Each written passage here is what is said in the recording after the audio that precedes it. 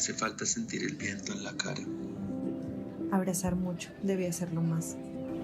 Tomarme un cafecito con los amigos. Las empanaditas de Doña Ceci. Ver el estadio lleno, imagínate tú. Ay, el aplauso del público. Saludar a la gente sin miedo. Ser colombianos es amar, es estar cerca, es ayudar al del lado, así no lo conozcamos. Es superar este duro momento con fortaleza, como lo hemos hecho siempre, para volver a disfrutar de lo simple. Es saber que hoy nos alejamos, para que pronto nos volvamos a encontrar.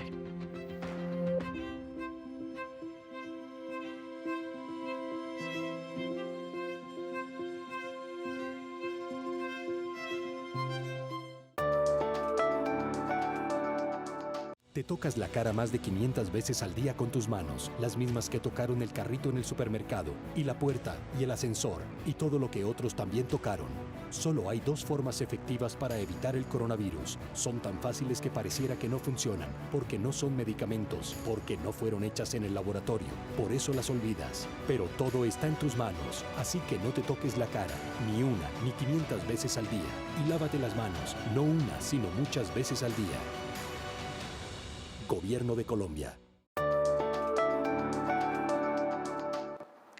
Colombianos, muy buenas tardes. Una vez más los saludo desde la sala del Consejo de Ministros de la Casa de Nariño. Le damos la bienvenida a este espacio una vez más, dándole gracias a Dios y pidiéndole siempre por nuestro país. Agradeciéndole a todo el personal de la salud, a los médicos, a las médicas, enfermeros, enfermeras, a todo el personal de apoyo, a los que están en las terapias respiratorias, a quienes están en el servicio de paramédicos, en las ambulancias, a muchas personas que también hacen parte de esa cadena, a los vigilantes, a las personas que están en el aseo de muchos de los dispositivos y lugares para brindar el servicio de salud. Agradecerle a nuestros héroes de la fuerza pública, militares y policías, que trabajan con entrega, con denuedo, para hacer cumplir el aislamiento preventivo obligatorio, para hacer pedagogía, para facilitar logística. Agradecerle a todos los funcionarios que trabajan en nombre del Estado en todo el territorio para atender a tantas familias y agradecerle al personal de los servicios públicos y servicios esenciales que se entregan diariamente por Colombia y por supuesto a esa gran cadena de abastecimiento que empieza desde nuestros campesinos, nuestros transportadores, los comercializadores, los que están en las góndolas y quienes atienden a los ciudadanos todos los días para que en el marco del aislamiento preventivo obligatorio no nos falten alimentos. A todos ellos mi reconocimiento. Y quiero una vez más empezar este espacio haciendo un balance de las cifras que tenemos de coronavirus en nuestro país y las que registra el mundo para el día de hoy. Colombia registra a la fecha 4.356 casos y tenemos hoy 870 recuperados. Tenemos en hospital 446 personas, en unidades de cuidado intensivo 104 personas. Tenemos 3.704 personas que están siendo atendidas en sus casas, en sus domicilios. Se han descartado 67.144 personas cuando se han sometido a la prueba. Y hoy registramos 10 fallecimientos para un total de 206 personas que han fallecido por cuenta de esta cruel enfermedad. A esas familias, una vez más, mi voz de respaldo, mi sentido de acompañamiento y todas nuestras oraciones. En el mundo, hoy se registran 2.623.231 casos, de los cuales hay activos 1.729.793. Se han recuperado en el mundo 707.331 personas. Se encuentran en estado crítico 56.678 y a nivel mundial han fallecido por esta enfermedad 182.740 personas. Hoy quiero empezar este espacio hablándoles a ustedes de una actividad que adelantamos el día de hoy que fue muy importante. Hace varios meses estuvo visitando nuestro país el presidente mundial de Siemens, Joel Kaiser, y estuvo lanzando acá en Bogotá, con el SENA, un centro para formar a muchos de los practicantes, a muchos de los estudiantes en lo que es inteligencia artificial, Internet de las cosas, aprendizaje de máquinas, temas que son de actualidad en la cuarta revolución industrial. Y justo en ese espacio tuvimos la posibilidad de hablar, de tener un centro móvil, o lo que llaman ellos una clínica móvil, una clínica inteligente para servicios en distintos territorios, en territorios apartados y para personas que tuvieran algún tipo de manifestación patológica grave. Pues en un tiempo récord avanzamos en una gran alianza, Gobierno Nacional, sector privado y la Cruz Roja Nacional.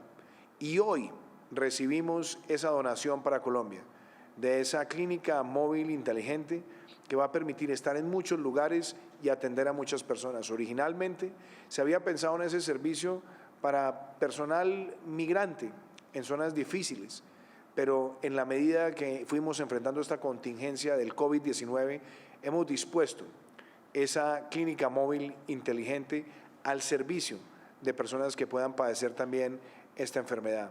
Tenemos ahí servicios de rayos X, tenemos ecografías, tenemos también un laboratorio clínico y tenemos también servicio de diagnóstico.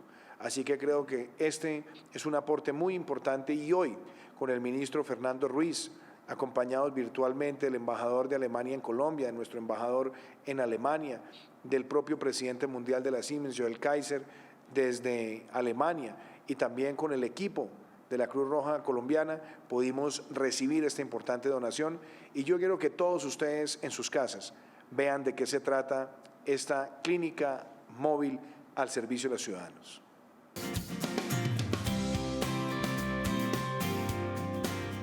Con la presencia de manera virtual del presidente Iván Duque, el CEO global de Siemens, Joe Kaiser, hizo entrega de la unidad móvil de salud Siemens Smart Clinic, la cual inicialmente será utilizada como herramienta en la lucha contra el coronavirus COVID-19 y luego atenderá a la población migrante de Venezuela en cualquier región del país. Y este es tan solo el inicio de una gran colaboración entre nosotros. Esta unidad cuenta con la infraestructura de una clínica con modernos equipos de diagnóstico, como sistemas de ultrasonido para imágenes de atención primaria, al igual que dispositivos de diagnóstico portátiles livianos de rayos X para apoyar el diagnóstico de neumonía. Adicionalmente, tiene equipos básicos de laboratorio clínico para realizar pruebas de hematología que ayuden a evaluar la gravedad de los pacientes con COVID-19, incluida la clasificación de la enfermedad y su tratamiento. Hoy tenemos el inmenso honor y satisfacción de estar acá y entregarle a la Cruz Roja y al país nuestra Smart Clinic, una pequeña demostración de nuestro compromiso con nuestra sociedad y su bienestar.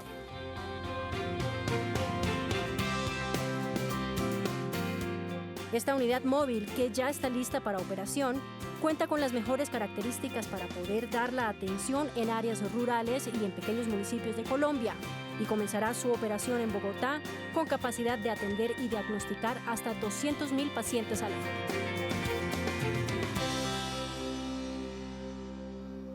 Una vez más agradecemos este esfuerzo, este trabajo compartido para poner esta tecnología al servicio de los colombianos. Y hoy también quiero expresar mi gratitud a la Federación Colombiana de Departamentos, a la Federación Colombiana de Municipios, que nos enviaron una carta donde, entre otras cosas, están reconociendo la importancia que ha tenido para nuestro país este aislamiento preventivo obligatorio por la vida, por la defensa de la salud, para que nuestro país pueda quitarle velocidad de crecimiento exponencial a la pandemia del COVID-19, evitar que colapse el sistema de salud y salvar vidas.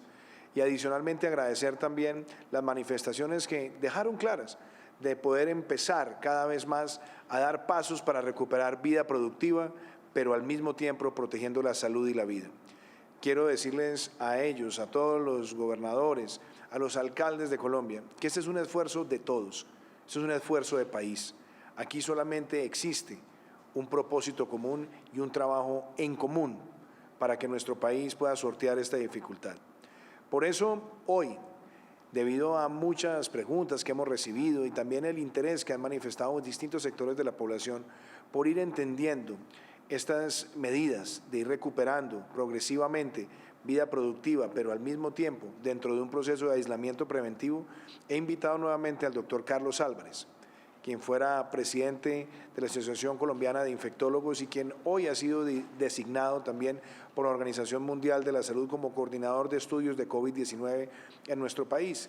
Y con él y con el ministro Fernando Ruiz, nuestro ministro de Salud, vamos a abordar por qué Colombia ha tenido un desempeño que muestra en este momento una reducción de la velocidad de contagio, lo que se conoce como el RO, de la tasa reproductiva del virus. Pero adicionalmente, mostrar cómo con esos indicadores y otros que ha venido construyendo también la Organización Mundial de la Salud y que nos ha acompañado en el proceso de toma de decisiones, nos permiten a nosotros dar pasos de recuperación de vida productiva al mismo tiempo que conciliamos todos los esfuerzos en términos de salud. Y desde luego es importante también destacar que todos estos procesos siempre van a estar monitoreados y evaluados con la voz de los expertos y de la ciencia, y donde nosotros veamos que se pueda presentar un retroceso, también tenemos la capacidad de endurecer las medidas, porque este es un proceso que estamos abordando muchos países en el mundo y que sabemos que el virus va a estar presente por un mayor tiempo, pero en la medida que recuperemos vida productiva, con protocolos de salud, con protocolos de distanciamiento, con prácticas de higiene, también estaremos avanzando como sociedad. Y quiero en ese sentido empezar hoy dándole la palabra al ministro Fernando Ruiz.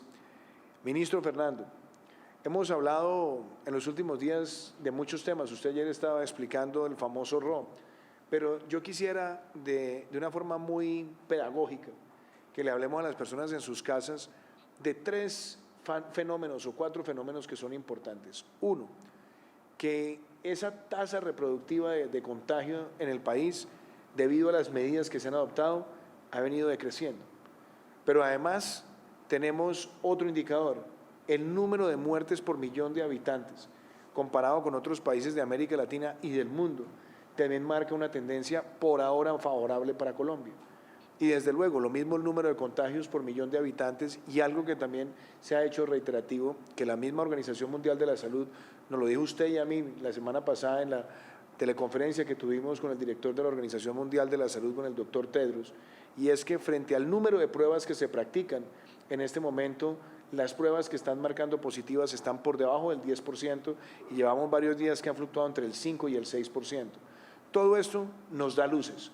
Pero lo importante es que usted le pueda transmitir también desde el lado científico, desde el lado técnico, a las familias que nos acompañan, por qué, en virtud de muchas de estas cosas que se han logrado en equipo entre todos los colombianos, hoy podemos también aspirar a ir recuperando un poco más de vida productiva, pero manteniendo el principio general del aislamiento preventivo obligatorio. Sí, señor presidente y queridos colombianos.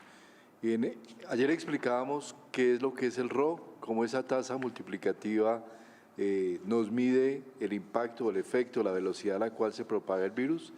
Y hoy quisiera contarles que obviamente ese es un número que se mide, que se estima con base en el seguimiento de los casos nuevos y todo lo que ello implica, pero que se manifiesta en otras medidas que son muy importantes, en la reducción de la mortalidad, en la reducción de los casos que vamos viendo en la enfermedad, en la morbilidad y en la reducción en el número de casos que llegan a hospitalización o a cuidado intensivo.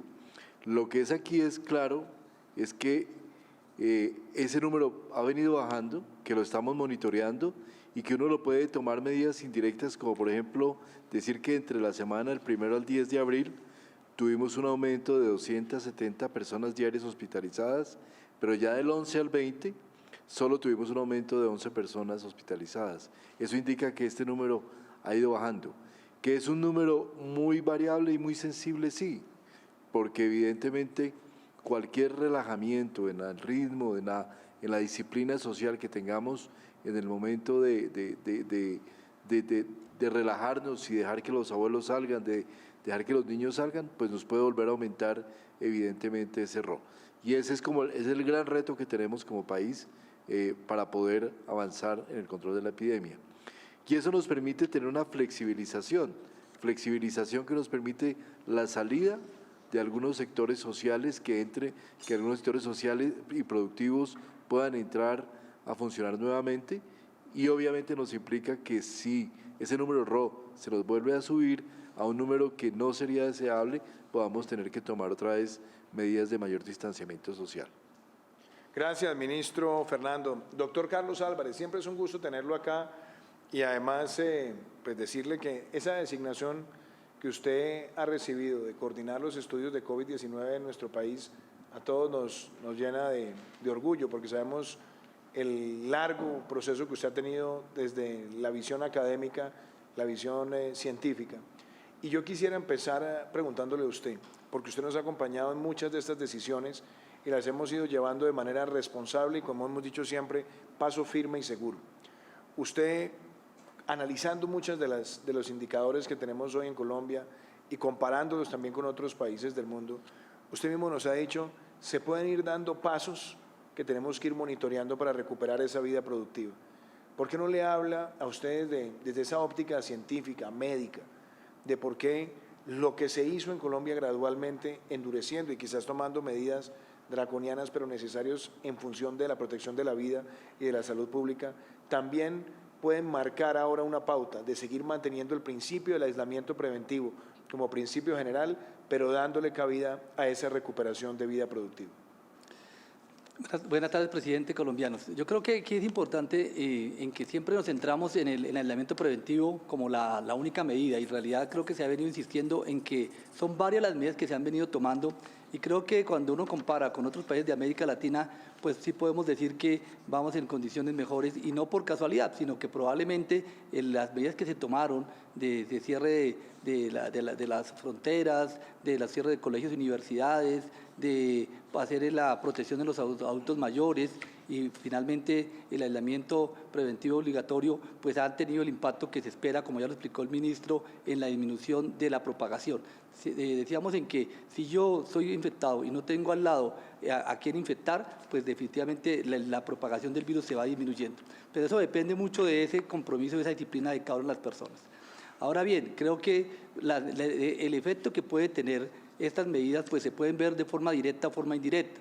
Hay formas directas en las cuales el tener el número de casos positivos, como usted lo señala, señor presidente, de tener un índice de positividad por debajo del 10%, que se oscila el 5%, el tener un número de ocupación en camas de cuidado intensivo que está oscilando entre 4 a 5%. En Bogotá, por ejemplo, con los datos que diariamente tiene monitorizado el sistema de salud de Bogotá, que siendo la ciudad más afectada, vemos un 60% de ocupación en unidades de cuidado intensivo.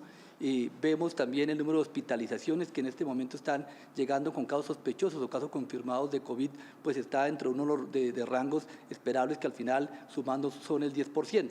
Si vemos las razones de la enfermedad, como se ha manifestado en las diferentes partes del mundo, en el cual tenemos una relación más o menos entre la gente que tiene síntomas o que se enferma, una relación de 80-15-5, que es una manera fácil de saber que 80% de las personas tienen síntomas leves y están en su casa, un 10 o 15% se hospitaliza y un 5% están en cuidado intensivo.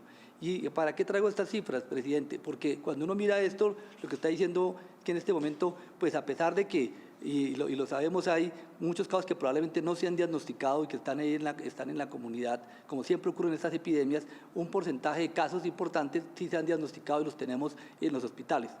Es importante tener en cuenta que, claro, esto va de 15 días en 15 días, y mirando otra parte importante de estos 15 días. Los 15 días no es porque al azar, sino que porque la enfermedad y la evolución, desde el momento que una persona se infecta y hace síntomas y puede estar hospitalizada, más o menos dura entre 10 a 15 días. Por eso estos marcadores indirectos podemos también evaluarlos de esa manera. Lo otro que también hay que ver es también el número de personas que se han ido capacitando, profesionales de la salud, y también las camas que han ido haciendo expansión en los hospitales y que también permite en un momento determinado saber cuál es nuestra capacidad en las diferentes regiones. Creo que acá hay unos puntos importantes, todavía faltan puntos para resolver y que tenemos que ir sumando para poder tener mayor información, como es saber las diferencias de la presencia del virus en las regiones. Sabemos cuántos casos hay en este momento y sabemos cuáles son las ciudades que más se tienen casos positivos, que probablemente por ahí hay propagación, pero también tenemos que saber con detalle cuáles son donde hay pocos casos, porque eso hace la diferencia y estas son las etapas en lo que se viene. Creo que de una manera importante vemos cómo ha sido el cambio y a veces más que hablar de planeamiento de curva, uno sí puede decir que si la curva era así al inicio de una epidemia, lo que hacemos es cambiar la pendiente, es agacharla, ir bajándola, y eso no es una función de solamente un trabajo de los hospitales o del gobierno, es un trabajo de toda la gente. Cuando todos somos responsables y hacemos las medidas y tenemos la disciplina, es que se logran estas medidas. Porque hay que recordar que una cosa es lo que se plantee, se hacen los modelos, y otra cosa es la realidad, dependiendo de cómo nos comportamos. Si nosotros salimos a la calle y no cumplimos las medidas básicas, lavado de manos, el aislamiento físico, más que el social, porque me parece que el social tenemos que seguir hablándonos, pero sí físico, no tenemos que estar a menos de 2 metros de distancia, por la razón que sea, y cumplimos y protegemos a nuestros adultos mayores cuando regresamos a la casa, pues justamente es lo que hace que la curva y el riesgo de transmisibilidad disminuya. Si hacemos esto con decreto, sin decreto, con normas o sin normas, y no cumplimos estas medidas básicas, pues va a hacer que nos podamos llevar el virus a la casa y podemos infectar a nuestros familiares. Muchas gracias, doctor Carlos Álvarez. Y ministro Fernando, hoy hemos invitado también a otros compañeros de gobierno para hablar de los protocolos. Primero, en algunos sectores que ya estaban funcionando, y segundo, en sectores que han ido recuperando y estarán recuperando quizás más vida productiva. Aquí hemos hablado también del tema de la cadena de abastecimiento, que lo miramos desde el momento en el que declaramos nuestra emergencia sanitaria y sabíamos que en el marco del aislamiento preventivo obligatorio debían tener primero la capacidad de operar para que no faltaran alimentos en todo el país. Pero hay un tema también muy importante, que es el tema del transporte masivo, el transporte público, donde también hemos contado con el apoyo de expertos. Y justamente antes de darle la palabra a la ministra Ángela Orozco, yo quisiera que por un instante miráramos estos protocolos que han sido diseñados en términos de bioseguridad para la movilidad de los colombianos. Sí, yo iniciaría por plantear por qué es importante un protocolo, qué es lo que contiene un protocolo. Si nosotros vamos a retomar en algunas actividades empresariales, laborales, de diferente tipo, eso no significa de ninguna manera que no mantengamos una alta probabilidad de contagio y que no podemos retomar esa actividad sin tomar unas medidas que nos permitan reducir en los entornos laborales, en los entornos de transporte, en los entornos que vamos a compartir, tener la posibilidad de reducir esa probabilidad de contagio, porque eso nos permite controlar ese robo, controlar esa velocidad de transmisión de la enfermedad. Y esto implica analizar cada uno de los sectores. Es diferente el sector de la construcción, que hablábamos ayer, al sector comercio, al sector industrial. Cada uno tiene su especificidad y en cada uno las personas trabajan de una diferente manera y se acercan físicamente de manera diferente. Es necesario establecer qué medidas de protección se deben tener específicas. Es necesario definir qué tipo de mediciones debemos hacer y cada cuánto evaluar esas mediciones con las personas, si hay que aplicar pruebas específicas para controlar o tener un monitoreo. Hay una cantidad de medidas que deben estar incluidas en el protocolo de cada uno de los sectores económicos. Por esa razón, se ha hecho un trabajo mancomunado entre los diferentes ministerios y el Ministerio de Salud. Nosotros en el Ministerio de Salud definimos un protocolo general, un alineamiento general bajo el cual afectaría a todos los diferentes sectores y cada uno trabajó desde lo que implica en agricultura, por ejemplo, todo el tema de la explotación agrícola, en el sector productivo de petroquímicos, y en este momento tenemos 37 circulares que ya se habían expedido, en los cuales se tomaban los sectores de la economía que ya estaban abiertos, y tenemos en este momento para la nueva fecha del 27 tendríamos 11 protocolos adicionales que incluyen call centers y servicios virtuales, textiles y manufactura, domiciliarios, supermercados, transporte, sector financiero, hoteles, agricultura, minería, construcción y restaurantes. Con estos protocolos, obviamente, ya cada sector trabaja específicamente y podría aplicarlos en la actividad específica con las restricciones que tenga dentro de esa propia actividad, señor presidente. Gracias, ministro Fernando. Ministra Ángela Orozco, yo quisiera que habláramos en líneas generales de cómo estas políticas y directrices y lineamientos de bioseguridad impactan positivamente la movilidad y el transporte público. Bueno, presidente, como usted muy bien lo ha dicho y el ministro, desde el comienzo del aislamiento preventivo obligatorio, el transporte público ha funcionado.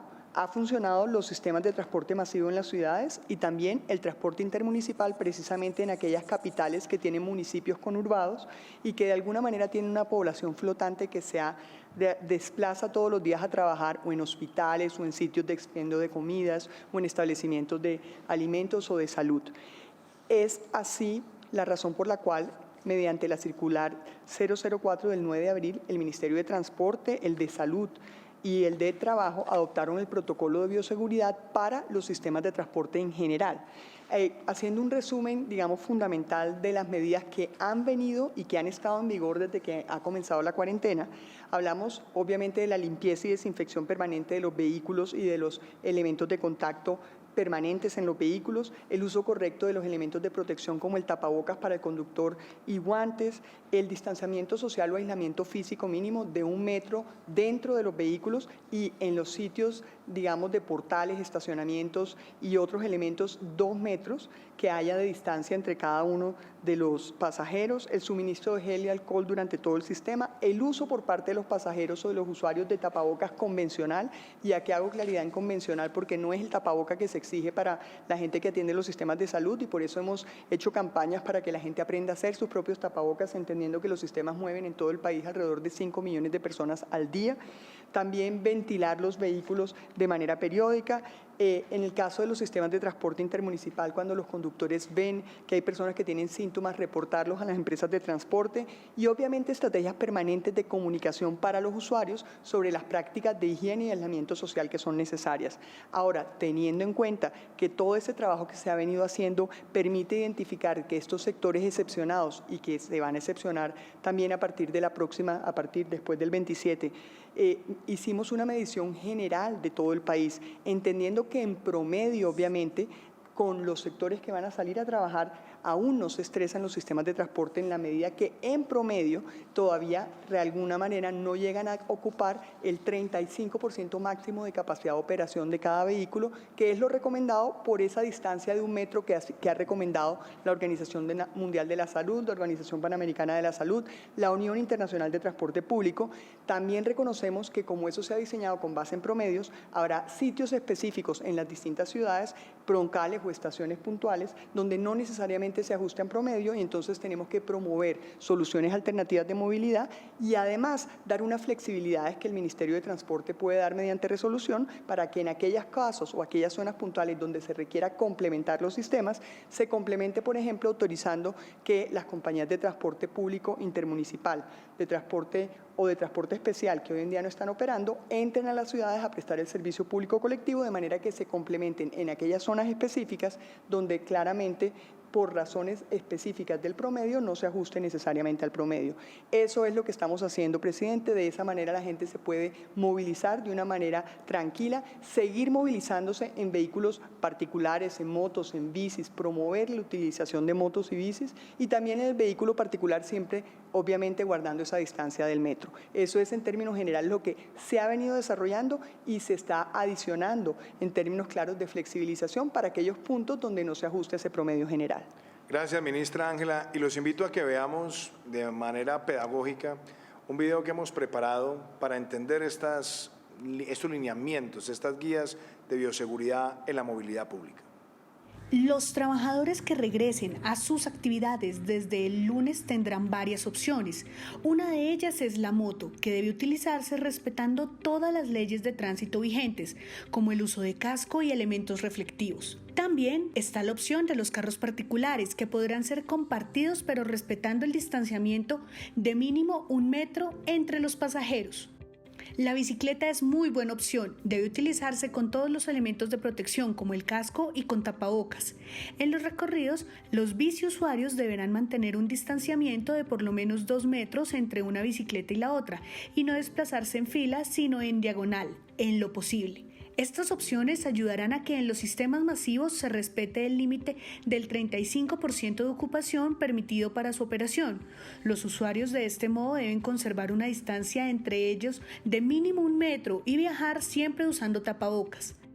Para facilitar la movilización de las personas que retomarán las actividades, se brindará un permiso especial y transitorio a las empresas de servicio de transporte especial e intermunicipal para que operen el servicio público de transporte colectivo en las ciudades del país, cumpliendo los protocolos de bioseguridad definidos para los sistemas masivos y bajo las condiciones operativas que cada autoridad municipal determine.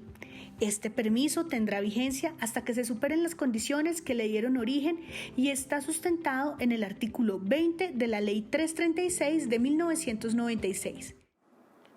Como las políticas de movilidad son tan importantes y es además necesario que nosotros fijemos guías para que no tengamos niveles de aglutinamiento que puedan convertirse en una amenaza para la propagación del virus, está claro algo que planteamos hace 2 días y es que los sistemas de transporte masivo no deberían operar con más del 35% de su capacidad. Pero esta no es una cifra arbitraria ni es una cifra que nosotros sacamos debajo de la manga. Este es un proceso analítico que ha contado también con la visión y la opinión de expertos. Por eso hoy quiero darle la bienvenida al doctor Darío Hidalgo, que es uno de los expertos más reconocidos que tiene nuestro país a nivel mundial. Doctor Darío, por los proyectos en los que usted ha participado de transporte masivo y además usted ha tenido la posibilidad de estar en la academia, ha estado como consultor, ha estado también como funcionario público y me atrevo a decir que es uno de los colombianos que mejor conoce los sistemas de transporte masivo en nuestro país y me parece importante que usted nos comparte esa visión de cómo se ha ido estructurando este protocolo, pero adicionalmente cómo buscamos ir recuperando vida productiva y reactivar nuestro país en el marco de esta pandemia, pero hacerlo con unos lineamientos que nos permitan proteger la salud y la vida. Así que bienvenido, doctor Darío Hidalgo, a este espacio. Muchas gracias, señor presidente y ministra Ángela Orozco, por la invitación. En primer lugar, que la recomendación de la Organización Mundial de la Salud con respecto a la movilidad es a pie y en bicicleta principalmente.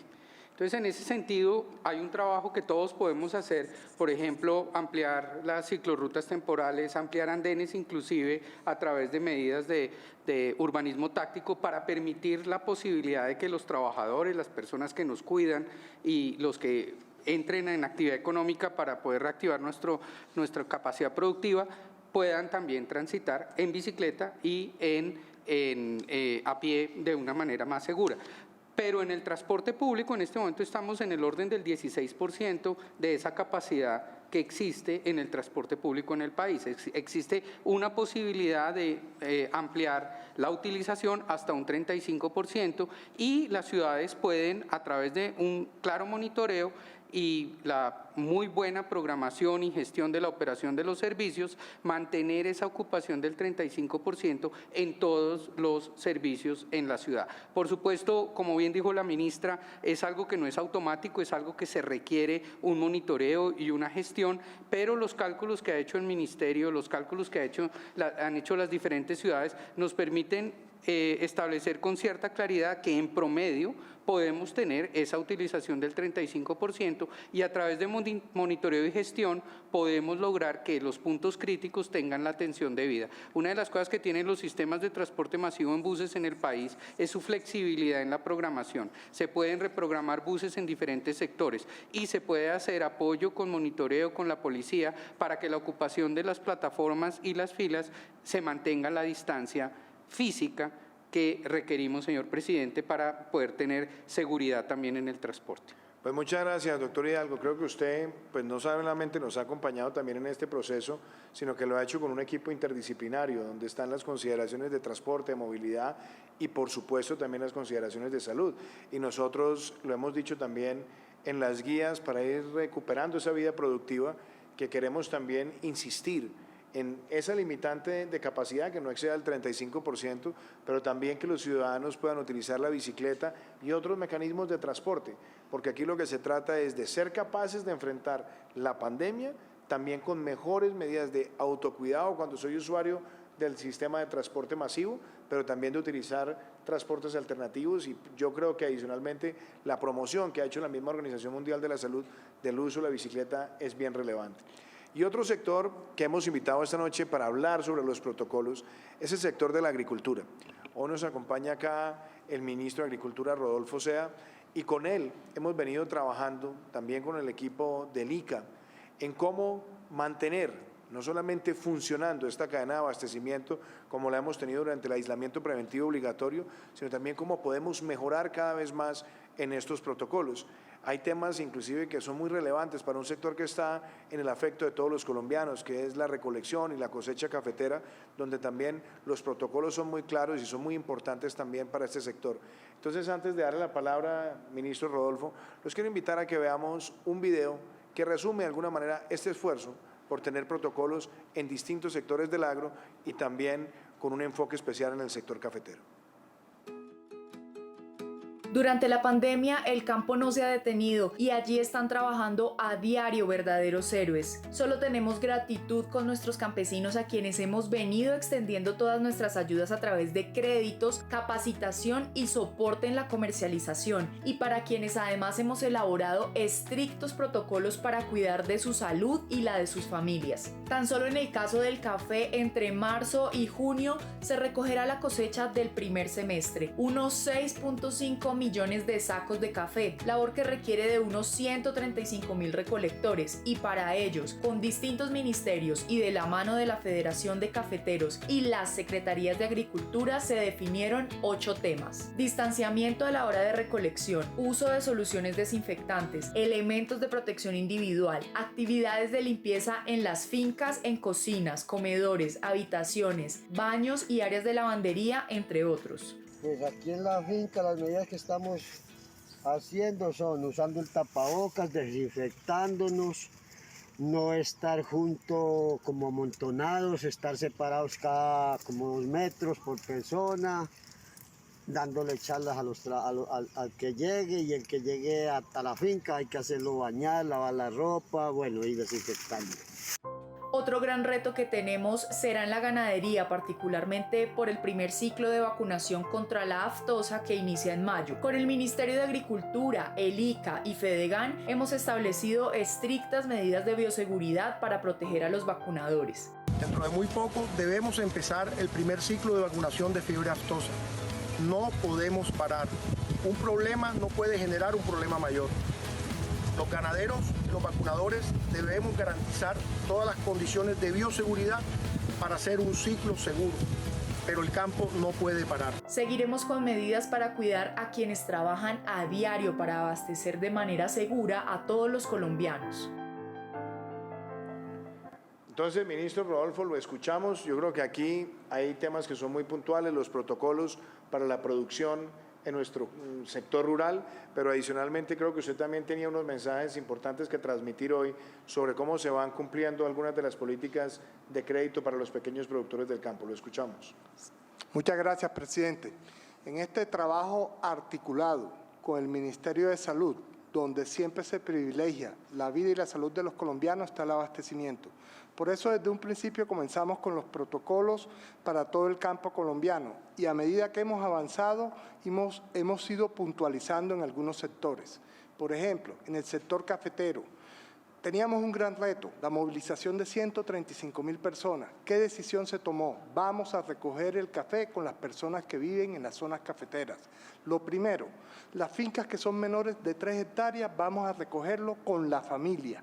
Los menores entre 16 y 18 años deben tener la autorización de los padres y trabajar en familia. Las fincas que están entre 3 y 5 hectáreas van a recoger en las mingas con los vecinos de la finca. Y las que son mayores a 5 hectáreas y 10 hectáreas, donde tenemos una mayor cantidad de personas, ahí vamos a permitir trabajadores externos, pero de los mismos municipios, y vamos a aprovechar que hay personas que en este momento no tienen el trabajo anterior, el trabajo informal, y esas personas también van a participar, pero tiene que ser de la misma zona. En esto invitamos a los alcaldes, a los gobernadores, que permitan la movilidad entre esos municipios, conservando el distanciamiento social. Afortunadamente este es un trabajo al aire libre, conservando que las horas de almuerzo se puedan hacer a diferentes horas para no tener aglomeraciones en los comedores, teniendo los tapabocas, teniendo la desinfección de los vehículos, y estamos haciendo un trabajo con la banca y en especial con el Banco Agrario para tener horarios extendidos y no tener que muchas personas a la hora del banco cuando vayan a llegar a vender sus cafés. Esto es un trabajo en equipo, presidente, un trabajo articulado con la Federación Nacional de Cafeteros, con el Ministerio, donde hemos trabajado también con el ICA, con el Instituto Nacional de Salud, con Agrosavia. O sea, es un trabajo en equipo que yo creo que es muy importante. Adicionalmente, en la época del coronavirus, en la época del COVID-19, la creatividad sale y muchas cosas que antes no hacíamos, ahora las tenemos que hacer. Las lonas con las que se recoge café, las máquinas vibradoras. Hoy los mismos cafeteros nos están diciendo, queremos tener esas máquinas, queremos tener esas lonas, y para eso tenemos los créditos de Finagro a través del Banco Agrario y de la banca en general. Está la línea Toda Máquina, está la línea Colombia Agro Produce, y vamos a tecnificar esa recogida de café, presidente. Muchas gracias, doctor Rodolfo. Y así como estamos hablando de los protocolos que hoy se aplican a distintos sectores, y creo que lo vimos así en el testimonial, también es importante hacer referencia a la presencia que queremos tener en distintos lugares del territorio para darle financiamiento a pequeños productores del campo. Ahí juega un papel fundamental nuestro Banco Agrario, ese banco que está en el corazón de todos los colombianos y que en muchos municipios es la única institución financiera. Por eso hoy he invitado al presidente del Banco Agrario, a Francisco Mejía, para que, así como se los dije hace unos días, venga y haga una rendición de cuentas de cómo las líneas de crédito que hace unos días estábamos mencionando acá, hoy se vienen desarrollando en todo el país. Pero antes de darle la palabra a él, creo que la voz de las personas, de quienes están en los territorios, es la voz que todos queremos conocer desde nuestras casas. Así que veámoslo. Banco Agrario le cumple a Colombia. A todas las MIPYMES que aquí vamos a estar acompañándolos con la posibilidad clara de que puedan pagar sus nóminas y que tengamos ahí unas herramientas efectivas de financiamiento por parte de la nación. Hoy más que nunca tenemos la camiseta puesta por el país y lo vamos a dejar todo en la cancha para preservar el empleo de nuestros compatriotas. Ya empezamos a desembolsar los créditos de los 365.000 millones que tenemos destinados para pagar las nóminas de las pequeñas y medianas empresas, así como el ingreso de los trabajadores independientes afectados por la crisis. Al Banco Agrario le quiero agradecer por todo este apoyo que nos ha brindado durante esta crisis para poder sostener las nóminas de casi 500 familias que dependen de nuestra empresa durante esta cuarentena. Estoy muy agradecido con el Gobierno Nacional, con su línea de Agroproduce, que nos dio la mano en esta pandemia que estamos viviendo, para seguir adelante con mis 22 trabajadores que tengo y 15 indirectos que manejamos también. Estoy muy contento por el crédito que me acaban de desembolsar por la línea Colombia Agroproduce. Gracias al Banco Agrario, hoy podemos continuar con nuestra operatividad y brindándole la asistencia informativa a toda nuestra comunidad. De esta Colombia saldremos adelante.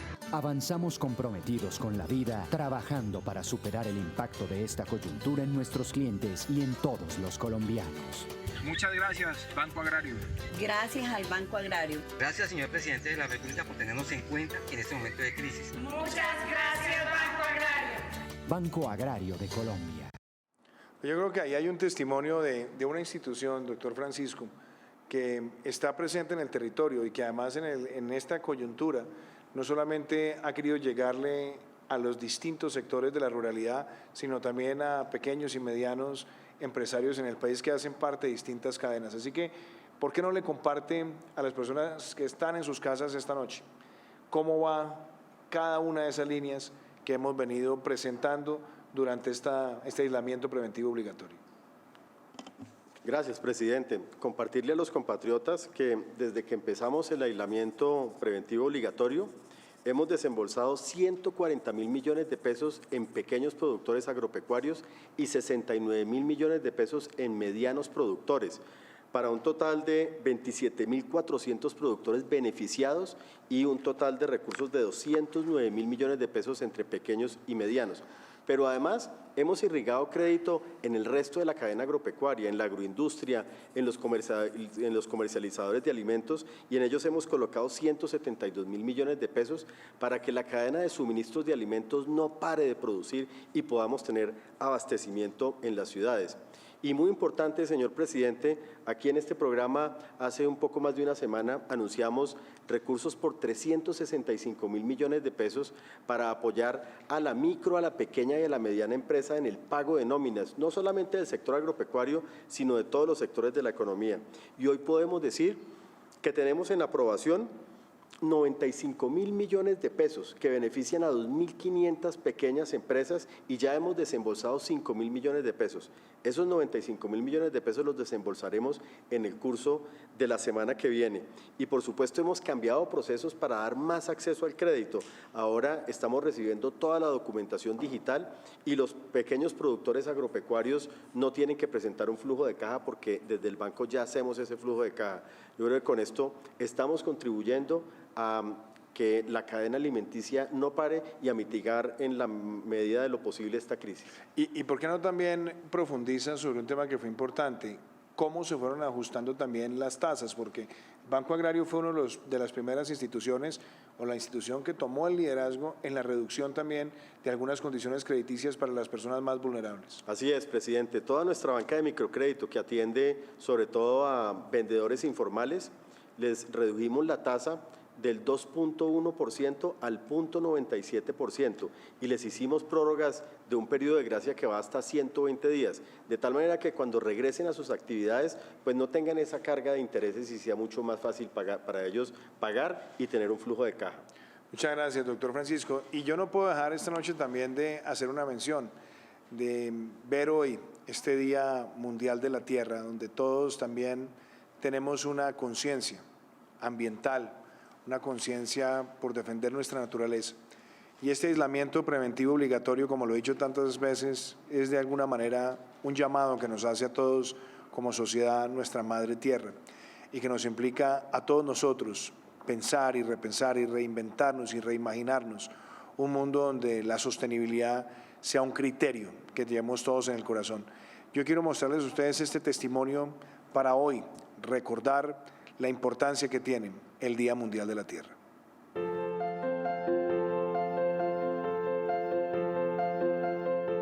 Esta tierra colombiana es única. Somos el país más biodiverso del planeta por metro cuadrado. Tenemos el primer puesto a nivel global en mayor número de especies de aves y orquídeas. Y somos el tercer país con más reptiles, primates y mariposas.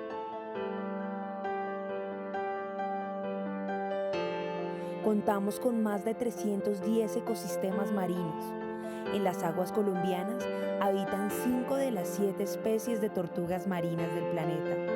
Más de la mitad del área de nuestro país está cubierto por hermosos bosques tropicales.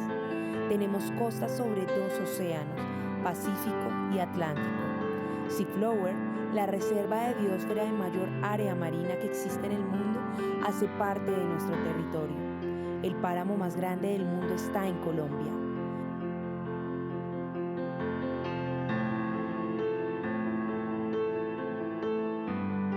Con más de 56.000 especies de plantas, la riqueza natural de nuestro país es el gran regalo que nos da la tierra.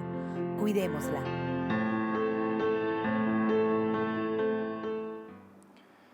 Y hoy también quiero decirles a ustedes que para mí es emocionante reconocer el trabajo que ha venido adelantando María Juliana, mi esposa, la primera dama de los colombianos con la campaña Ayudarnos hace bien. Ella, con un conjunto de personas movilizadas por la solidaridad, ha promovido que el sector público, el sector privado y la sociedad civil, con la participación de la Fundación Solidaridad por Colombia, con el trabajo descentralizado, donde tenemos cadenas de abastecimiento, donde tenemos a muchas personas que trabajan para poder cumplir esa meta de llevarle mercados a familias vulnerables, además con un criterio muy riguroso de auditoría y de seguimiento. Hoy puedo decir que ver ese gran compromiso de la sociedad colombiana, pero sobre todo ver también para mí en lo personal ese respaldo que he tenido de mi esposa, con esa motivación que tiene por el país, pues me permite a ustedes compartirles un testimonial de cómo ayudarnos hace bien, crece gracias a todos ustedes.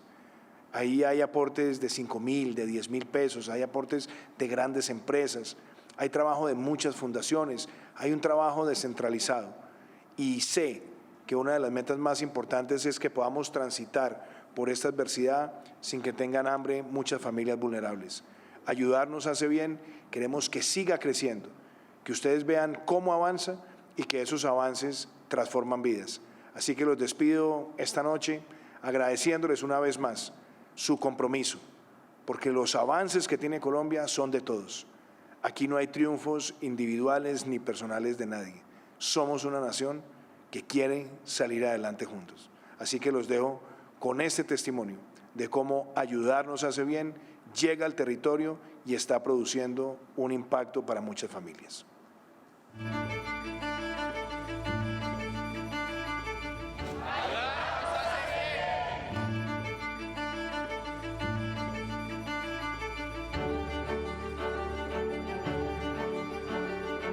Para nosotros es un gusto presentarles hoy nuestra planta de ensamble de los mercados que estamos ofreciendo para la población vulnerable gracias al trabajo de la Fundación Solidaridad por Colombia. Me está llenando el alma, me hace inmensamente feliz porque el objetivo que nos trazamos desde el día 1 era llegar a las familias con alimento para garantizar que no se sumara a esta situación sumamente dramática de salud un tema alimentario, un tema de nutrición. Nosotros lo que hacemos es la recepción de todo. Aquí recibimos producto fresco, cebolla, tomate, papa y zanahoria. Y también se refiere los demás productos que conforman cada uno de los mercados, cosas como el arroz, las harinas, los víveres en general.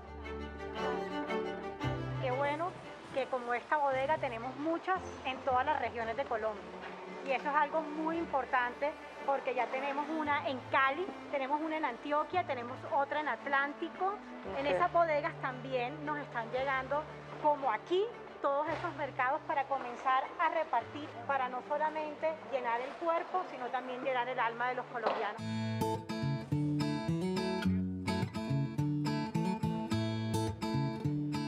Estoy entregando este mercado en nombre de todos los colombianos solidarios. Hacemos parte de la campaña Ayudarnos hace bien y venimos a entregarles este mercado que tiene provisiones suficientes, por lo menos para un mes. Una bendición porque pues la mayoría viven al diario y ahorita pues no se puede salir ni nada porque uno sale y se contagia y todo, pues preferiblemente es mejor estar en la casita y esto cae pues una bendición muy grande para la comunidad.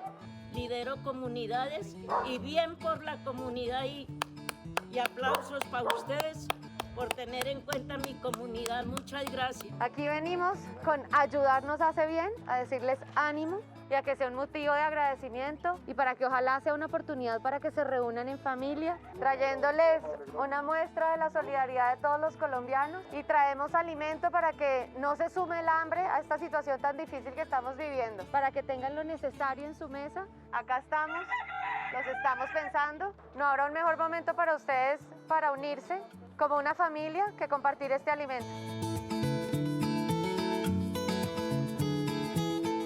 Mil bendiciones, muchas bendiciones. Muchas gracias, Muchísimas gracias. Le doy muchas gracias a los colombianos que dieron su granito de arroz, que Dios los bendiga y les multiplique todo lo que nos brindaron y pues muchas gracias. A ustedes, muchas gracias por todo, porque la verdad no me esperaba, de hecho no me había escrito nada. Eso me sorprende. Gracias a todos.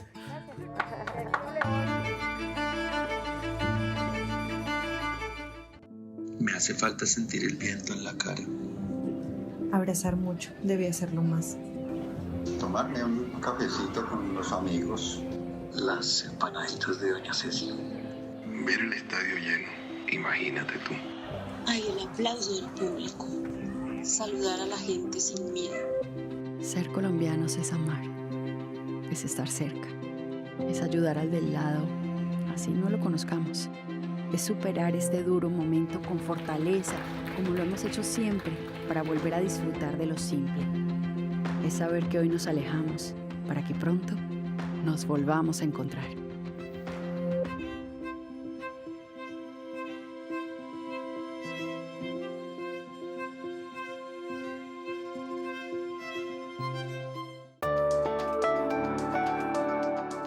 Te tocas la cara más de 500 veces al día con tus manos, las mismas que tocaron el carrito en el supermercado, y la puerta, y el ascensor, y todo lo que otros también tocaron.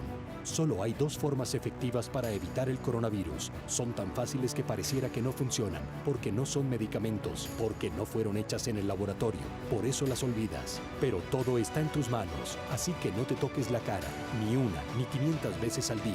Y lávate las manos, no una, sino muchas veces al día. Gobierno de Colombia.